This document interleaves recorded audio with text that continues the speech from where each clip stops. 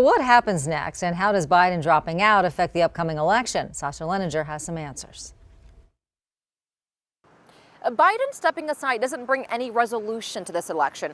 Instead, it makes things a little bit more complicated for the Democratic Party. You simply don't pick a new candidate and get to work.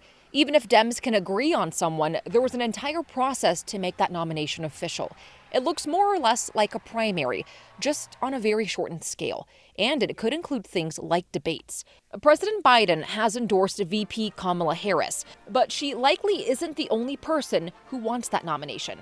Biden's decision, particularly with it coming so late, is going to expose a lot of rifts within the party. When things are going well and you have a clear person at the top to look towards, a lot of those divisions can be papered over, and they aren't really visible to the public. But they're likely to come to the surface now, at least for the next few weeks. He says it seems like the public wants younger people in power. Trump acknowledging that, picking J.D. Vance as his running mate. But in the end, he says there was one big loser in all of this, and it's not Trump or Biden. It's the independent candidate, Robert F. Kennedy Jr. There's a large portion of the country, about 25% of the country, who are likely to vote, but had no interest in voting for either Trump or Biden.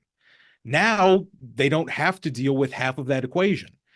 It, of course, depends on who Biden's replacement is, but there's a good chance that a certain amount of that 25% who wouldn't look at Trump or Biden were then looking instead at RFK. He says there's a very good chance whoever the Democratic nominee is, their numbers go up, coming from a large portion of RFK's share. In the end, the Democratic nominee is already 9 months behind. The Republicans, though, are already in a spot where they can center themselves around how they want to be presented. That is not the case for the Democrats. So experts say whoever that nominee is needs to come out swinging.